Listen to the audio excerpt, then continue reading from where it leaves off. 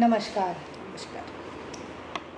ગયા વખતે આપણે વૃષભ રાશિ વિશે વાત કરી, એ પહેલાં મેષ રાશિ વિશે વાત કરી હતી.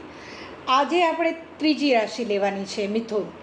પણ આ મિથુન રાશિ વિશે વાત કરીએ એ પહેલાં એક જણનો પ્રશ્ન હતો કે ભાઈ માંગલિક કુંડલી હોય છે ખરી, અને મંગળ દોષ નડે ખરો લગ્નમાં? એમને બહુ ચિંતા હતી આ બાબતે, કારણ કે એમની દીકરી પણ કંઈક માંગલિક છે ને એ બધા પ્રશ્નો છે. એમાં ઊંડાણમાં ન જતા, પણ છતાંય આપણે આ પ્રશ્નને તો લઈએ છીએ કે મંગળ દોષ અને માંગલિક કુંડલી જેવું કંઈ હોય છે ખરું? મંગળ દોષ જે નામ છે, આમાં એવું છે કે જે મંગળ છે એને કલંક લગાડવામાં આવ્યું છે. ઓહો. એટલે આપણે જે મંગળનો અર્થ જે થાય એ શુભતા થાય.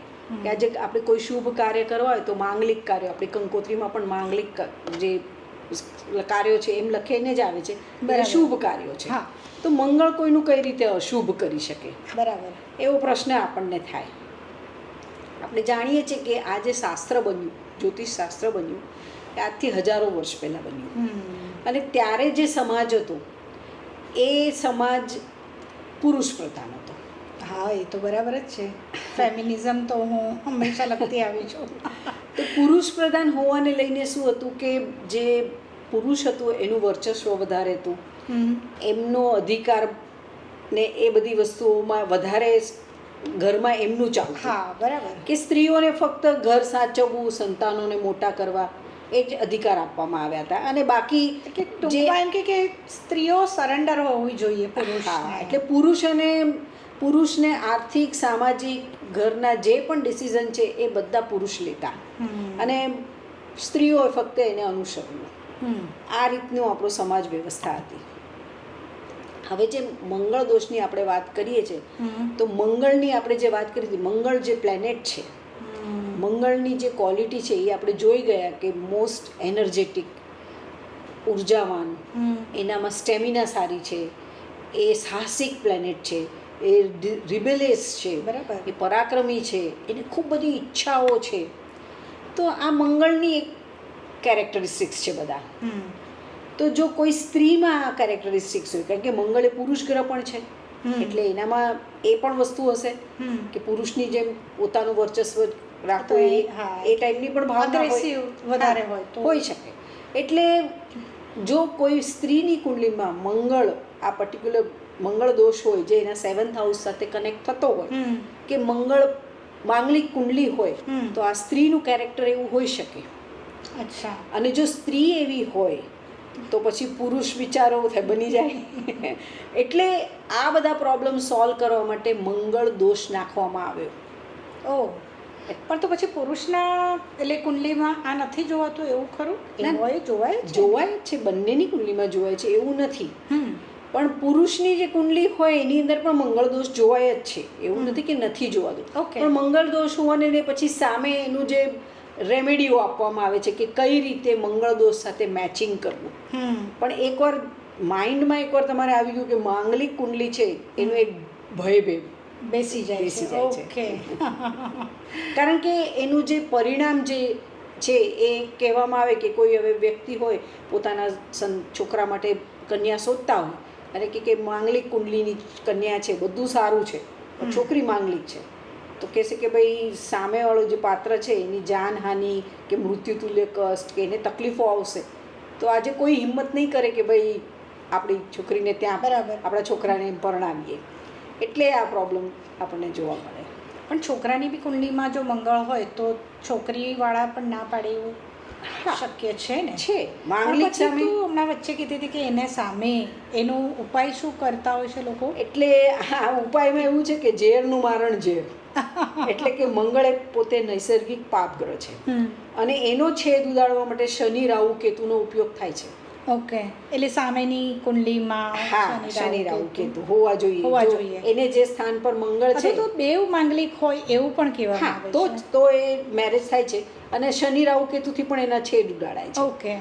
પણ આમાં એવું થાય કે શનિ, રાહુ, કેતુથી આપણે છેક પાપગ્રહથી મંગળને ઉડાડીએ, પણ શનિની જે પ્રકૃતિ છે શનિ એકદમ શાંત, ધીર, ગંભીર, મેચ્યોર્ડ, ઠંડો ગ્રહ અને એના વિચારો પણ ઓર્થોડોક્સ છે, નીરસતા છે, અને એકદમ શાંતિવાળો ગ્રહ છે. અને સામે જ્યારે આ પાત્ર એક ખૂબ ઉર્જાવાન હોય તો ત્યાં કઈ રીતે એ લોકોનું લગ્ન જીવનનું ગાડું ચાલવાનું, એટલે એ બીજા પ્રોબ્લેમ્સ લઈને આવશે. ઓકે, એટલે મૂળ આપણે જે કહીએ તો છીએ, પછી જે બે મંગળ પ્રધાન વ્યક્તિત્વ હોય એ બી તો સામસામે લડી મરે એવું ના બને? હા, ઘર્ષણ તો થવાનું જ છે.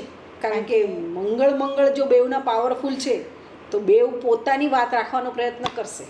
ઓહો, મંગળ પાવરફુલ છે એટલે આ વસ્તુ તો આવવાની છે. પણ કારણ કે આજનું જે આપણે સ્થળ કાળ પત્ર પ્રમાણે છે જોઈએ કે આજનો જે જમાનો છે ઇક્વાલિટીનો છે, એટલે સ્ત્રીઓને પણ એટલા હક છે જે પુરુષોને છે. બરાબર, એટલે પછી વધારે નડે ક્યાંક નહીં, સંમત થઈ જાય એકબીજા સાથે, એ લોકોનું પતી જાય વાત. બરાબર. પણ દર્શકોની જાણ ખાતર અમારી પણ કુંડલી લગભગ માંગલિક જ છે અને મંગળ પ્રધાન છે, તો છતાંય અમારા લગ્ન થયા છે ને લગ્નને 30 વર્ષ ઉપર થઈ ગયા છે બંનેના. હા, એટલે અને એવું કોઈ તકલીફ આવી નથી. હા, એટલે મંગળ દોષ હોવા છતાં સારી જીવન ચાલે છે. મારી પાસે એક કુંડલી આવી હતી, એમાં એક ફિમેલ ચાર્ટ હતો. એમની હતું કે એમના મેરેજ એક મોટા ડૉક્ટર સર્જન સાથે થયા. એમની માંગલિક ચાર્ટ હતો. એમનું 7 વર્ષ લગ્ન જીવન ચાલ્યું અને એક સંતાન પણ થયું, અને 7 વર્ષ પછી એમના હસબન્ડનું મૃત્યુ થઈ ગયું. ઓકે, એમને કેન્સર થયું અને મૃત્યુ પામ્યા. તો બધો દોષ મંગળ પર આવ્યો કે ઓલી સ્ત્રીની કુંડલીમાં મંગળ દોષ હતો એટલે આ થઈ ઘટના ઘટી છે. પણ જ્યારે વધુ એનાલિસિસ કરવામાં આવ્યું ત્યારે સમજાયું કે એ જે એમના હસબન્ડ હતા એમની કુંડલીમાં એમનું જે આયુષ્ય હતું એ મધ્યાસ આયુષ્ય હતું, અને એમની જે દશા ચાલતી હતી એમાં મારક બાધક એક્ટિવ હતા, અને એમનો ટાઈમ પણ આવી ગયો હતો એટલે એમનું મૃત્યુ થયું.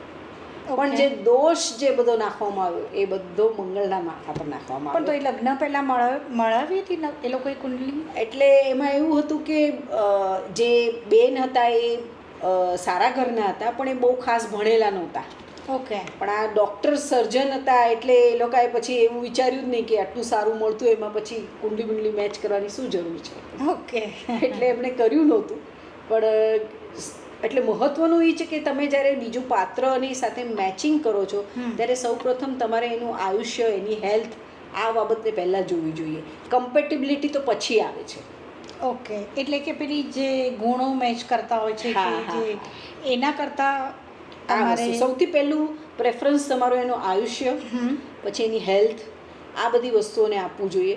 પછી તમે તમારું મેળાપ જે છે એ બધી વસ્તુ જે ઘણી મેચિંગમાં આવે છે એ બધી વસ્તુ તમે મેચ કરી શકો. તો આ બધાને આ લોકો ઇગ્નોર કરતા હોય છે અથવા તો એટલે આપણે જ્યારે જ્યોતિષની વાત કરીએ છીએ તો જ્યોતિષ આ રીતે જીવનમાં ઉપયોગી થઈ શકે ને? યસ, કે તમે પહેલેથી જરા યોગ્ય રીતે કુંડલી જોઈને રાખી હોય. હવે તમારા જો સંતાનની કુંડલી માંગલિક દોષથી ભરેલી છે, આઈ મીન માંગલિક દોષ છે કુંડલીમાં, તો તમે જે બીજું પાત્ર આવે છે એનું આયુષ્ય સ્થાન, એનું આયુષ્ય કેટલું છે, કે દીર્ઘાયુ છે કે નહીં એ જોઈ લો તો કોઈ પ્રોબ્લેમ નહીં આવે. ઓકે, એટલે એ રીતે તમારે જોઈ લેવાની જરૂર છે. બરાબર. પણ હવે તો આપણે આગળ વધીએ. પેલા ભાઈને એમના પ્રશ્નનો જવાબ મળી ગયો હશે, તો આપણે જે મિથુન લગ્નની વાત કે મિથુન રાશિની બંનેની વાત કરીએ તો મિથુન વિશે હવે તું મને કહેશે કે એ શું છે? મિથુન રાશિ એ 3 નંબરની રાશિ છે. આપણે પહેલી મેષ જોઈ, બીજી વૃષભ જોઈ, અને 3 નંબરની રાશિ છે એ મિથુન છે. ઓકે, મિથુન જે રાશિ છે એનું જે સિમ્બોલ છે એના 2 સિમ્બોલ છે. મિથુનનું પહેલું જે સિમ્બોલ છે એમાં 2 નાના છોકરાઓ હાથ પકડીને જઈ રહ્યા છે. તમને એ સિમ્બોલ પણ ઘણીવાર જોવા મળશે. Right right. જ્યાં એ જઈ રહ્યા છે તો એનાથી આપણે શું સમજી શકીએ કે આ લોકો પણ જે છે મિથુનવાળા છે એ લોકોમાં પણ એક બાલિશતા છે, બાળકો જેવું ઇનોસન્સ છે, અને થોડી મેચ્યોરિટી ઓછી હોય, અને કુતૂહલતા, ક્યુરિયોસિટી જે બાળકોમાં ગુણ હોય, થોડા કોન્સન્ટ્રેશનનો પ્રોબ્લેમ, આ બધા ગુણ આપણને જોવા મળશે મિથુન રાશિમાં. ઓકે, પછી જે બીજું સિમ્બોલ છે એમાં એક સ્ત્રી અને એક પુરુષ સામે છે. ઓકે, 2 સિમ્બોલ છે? હા, એના 2 સિમ્બોલ છે. ઘણીવાર તમે 2 જગ્યાએ જોશો. ઓકે, તો સ્ત્રી પુરુષ બેઉ સામે છે. પુરુષના હાથમાં ગદા છે અને સ્ત્રીના હાથમાં વીણા છે. ઓકે એટલે શૌર્ય અને કળા એનો સંગમ છે. ઓકે તો તમે જોશો કે જે મિથુનવાળા હશે એ લોકોને શૌર્ય એટલે કે જે સાહસિક જે આ વસ્તુઓ આવતી હશે, પણ સ્પોર્ટ્સ એમાં છે, કેમ હોય? આ બધી વસ્તુમાં બહુ રસ પડે, એ લોકોને કળામાં પણ રસ પડતો દેખાશે. બરાબર. તો આ રીતની એ લોકોની હોબી હોઈ શકે. અને એના શબ્દો છે ક છ ગ ગ બરાબર ક, ને? છ, ગ એટલે ક, છ, ગ જો તમારી હોય તો તમે મિથુન રાશિના છો. છો બરાબર. હા, અને અથવા તો તમારો ચંદ્ર 3 નંબરની રાશિમાં હોય હમ, તો પણ તમે મિથુન રાશિના ગણાવો. બરાબર છે. રાઈટ. હવે જે મિથુન રાશિ છે હમ. એ પુરુષ રાશિ છે. બરાબર. 3 નંબરની રાશિ છે એટલે ઓડ નંબર છે. હમ. એટલે આપણે ઓડ જેટલા નંબર છે બધાને એકી રાશિ કહીએ છીએ. હા. એટલે એ પુરુષ રાશિ છે. એનું જે લિંગ આપણે પુરુષ કીધું, એનું જે વર્ણ છે હમ. એ વર્ણ શુદ્ર વર્ણ છે. ઓકે. તો પહેલાંના જમાનામાં 4 વર્ણ વ્યવસ્થા હતી, જે પ્રમાણે કે ક્ષત્રિય, વૈશ્ય, હા. શૂદ્ર અને બ્રાહ્મણ. હમ. ચારેયના કામ ફિક્સ હતા. હમ. પણ હવે સ્થળ કાળ પાત્ર પ્રમાણે હવે આ એવું બધું રહ્યું રહ્યું નથી. નથી. બરાબર. એટલે મોસ્ટલી આપણે જોશું કે જે મિથુનવાળા હોય એ સર્વિસ ક્લાસ, હમ. સર્વિસ પ્રોવાઈડર કે સર્વિસ ક્લાસમાં આપણને જોવા મળે. ઓકે. સર્વિસ કોઈ પણ ટાઈપની સર્વિસ પ્રોવાઈડ કરતા હોય, હમ. સેવા આપતા હોય કે નોકરી કરતા હોય, એ મોસ્ટલી આપણને એ રીતનું અહીંયા જોવા મળે. હમ. એમનો જે સ્વભાવ છે એ દ્વિસ્વભાવ છે. ઓકે. એટલે દ્વિસ્વભાવ એટલે બંને મિક્સ છે, એમાં ચર પણ છે અને સ્થિરતા પણ છે. એટલે ચર છે અને સ્થિરતા છે એટલે એ લોકો સંજોગો પ્રમાણે બદલાઈ જાય. હમ. જે રીતે સર્કમટન્સીસ આવે એ રીતે એ લોકો પોતાના ડિસિઝન બદલે. એક રીતે સારી વાત છે કે ત્યાં ફ્લેક્સિબિલિટી છે, હમ. પણ ઓન ધ કોન્ટ્રરી ત્યાં સ્ટ્રોંગ ડિટર્મિનેશનનો અભાવ છે. ઓ. કારણ કે સ્ટ્રોંગ ન રહી શકે પોતાના મંતવ્યમાં કે મંતવ્ય. પોતાના ડિસિઝનમાં. ઓકે. કારણ કે એક ડ્યુઆલિટી આવી જાય ત્યાં. હા. એ આપણે હંમેશા જોશું. આમ તો જે મિથુન રાશિ છે એ સત્વગુણી છે. હમ. એટલે સારા લોકો છે આ લોકો, અને સારી બાબતો અને સચ્ચાઈનો સાથ આપવાવાળા છે. ઓકે. અને આનો જે તત્વ છે એ હમ. વાયુ તત્વ છે. ઓકે. વાયુ એ કમ્યુનિકેશન છે. હમ. થર્ડ હાઉસ છે. થર્ડ હાઉસથી આપણે જે જોઈએ છે એ છે ઓનલાઈન, ઇન્ટરનેટ, આ જે બધું છે એ બધું બુધ થકી છે. કારણ કે આજે આપણે વાત પણ કરી રહ્યા છે એ વાયુને લીધે કરી રહ્યા છે. ઓકે. એટલે કમ્યુનિકેશન એ આ લોકોનું મેઇન વસ્તુ આપણે કહી શકીએ. જે મિથુનવાળા છે એ લોકો નેટવર્કિંગમાં એ લોકોની બુદ્ધિશાળી છે. કારણ કે બુધના જાતકો છે, મિથુન રાશિ છે. ઓકે. એટલે એનો ગ્રહ બુધ છે. હા, આપણે બુધ એવું જ છે. કહેવાનું યસ, ભૂલાય. બુધ એમનો ગ્રહ છે અને વાણી પર સારું પ્રભુત્વ છે એ લોકોને. હમ. સારી વાણી છે, ઇન્ટેલિજન્ટ વાણી છે. ઓકે. એ લોકોની બુદ્ધિનું જે ઇન્ટેલિજન્સનો આંક છે એ બહુ સારો છે. હમ. એટલે એ લોકો હાર્ડવર્ક કરતાં સ્માર્ટ વર્કમાં બિલીવ કરે છે. ઓકે. એટલે કેવી રીતે એમાંથી રસ્તો કાઢવો, કેવી રીતે શોર્ટકટ કરવું, અને આ લોકો મોસ્ટ કેલ્ક્યુલેટિવ છે. અહં. બધી વસ્તુમાં કેલ્ક્યુલેશન બહુ આવે. મને કેટલું મળ્યું ને એને કેટલું. એનો હિસાબ બહુ બહુ કરી હિસાબ શકે, આવે. ફટાફટ કરી શકે. આનો જે આપણે સ્વામી કીધો એ બુધ છે. બુધ એ પૃથ્વી તત્વ છે, અને પૃથ્વીનું જે ગુણ છે એ છે સંગઠન ને સંવર્ધન. હમ. એટલે સંગઠન અને સંવર્ધન હોવાને લીધે આપણે કહી શકીએ કે આ લોકોને બધું ભેગું કરવું પસંદ છે. કારણ કે ઘણી બધી જે ત્રિકોણ છે એ લોકોનું કામ ત્રિકોણ છે, એટલે ઘણી બધી ઈચ્છાઓ છે. હમ. આગળ વધવું છે, પૈસા બનાવવા છે, એટલે ભેગું કરવું છે હમ. અને એને પછી વાપરવું છે. તો ભેગું કરવું અને હિસાબ રાખવો આ એ લોકોની ટિપિકલ કહીએ ને એક કેરેક્ટરિસ્ટિક્સ છે. અને એ નબળાઈ બી કહેવાય. એમનું જે બોડી પાર્ટ છે એ આપણા એટલે શોલ્ડર. થોડા સ્વાર્થી થઈ શકે વધારે આ હા. લોકો. કારણ કે વધુ એક પડતું ક્રિયા. પ્રેક્ટિકલ હોવું, સામેવાળાના ઇમોશન્સને ન સમજી શકો તમે. ઘણીવાર સામેવાળી વ્યક્તિ લાગણીથી કહેતી હોય અને તમે દર વખતે તમારે પ્રેક્ટિકલની ગણતરી કરો તો સામેવાળાને દુઃખ પણ થઈ જાય એમાં. ઓકે. ઓકે. હવે આ લોકોનો જે બોડી પાર્ટ આવે, થર્ડ જે હાઉસ, ત્યાંથી આપણા શોલ્ડર જોઈએ. હમ. શોલ્ડર લઈએ, આપણું ગળાથી નીચેનો ભાગ, કારણ કે ગળા સુધી આપણે વૃષભ રાશિ જોઈતી. ઓકે. પછી આપણા હાથ, આપણા શોલ્ડર, હમ. આપણું ચેસ્ટ, હમ. આપણી રેસ્પિરેટરી સિસ્ટમ અને લંગ્સ, હમ. આ બધું બુધના અંડર આવે, મિથુન રાશિમાં આવે. અહં.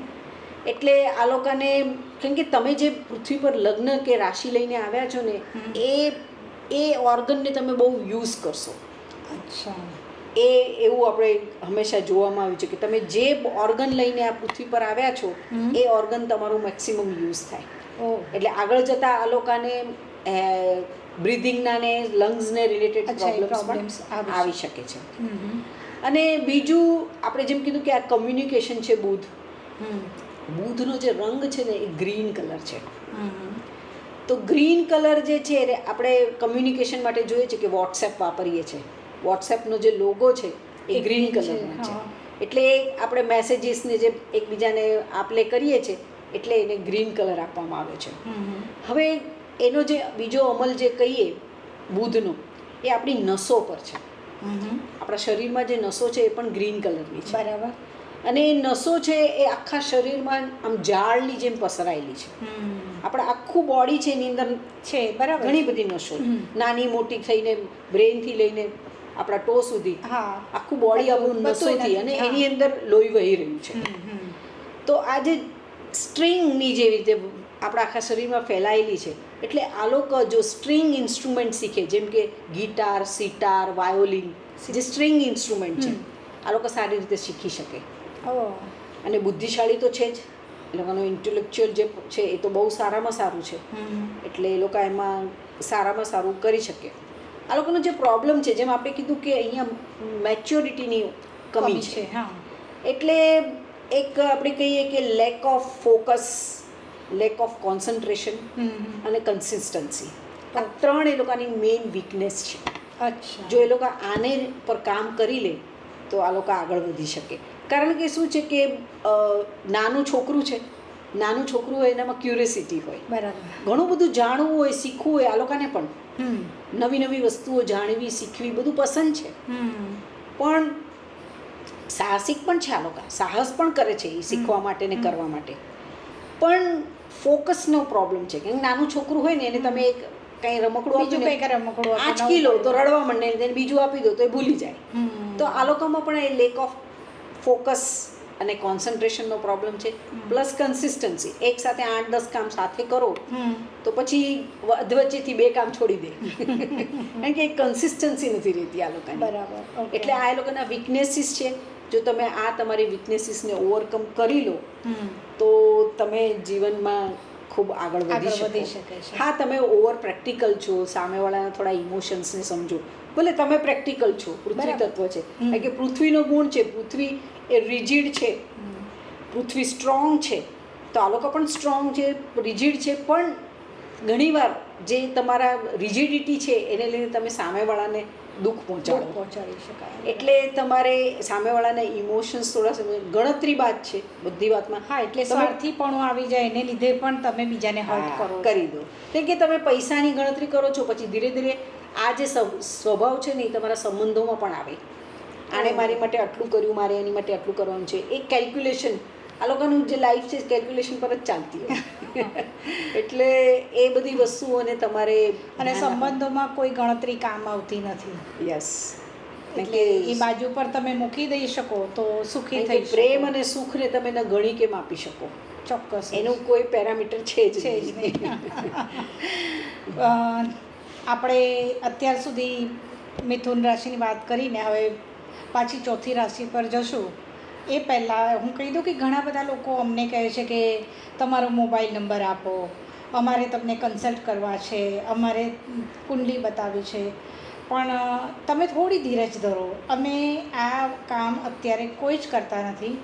પહેલાં તમે સમજી લો પૂરેપૂરું 12 રાશિનું. તમે એ પણ સમજો કે જીવનમાં જરૂરી છે સમજદારી અને સંબંધોની સચ્ચાઈ પ્રેમ લાગણી આ બધા દ્વારા તમે સુખી થઈ શકો છો. એ જરૂરી નથી કે તમે કુંડલીઓ મેળવો અને બધું. તો પહેલાં તો તમે આ આખી બધી વસ્તુઓ સમજો અને પછી તમે અમને કહો અને એવું લાગશે કે આમની સાથે વાત કરવા જેવી છે તમે તમારા પ્રશ્નો અમને મૂકી દો આમાં લખીને અમને જણાવો. અંગત રીતે અમે હજી સુધી કોઈ જ કન્સલ્ટન્સી લેતા નથી એટલે અમને માફ કરશો. નમસ્તે. ફરી મળીએ આવતે અઠવાડિયે.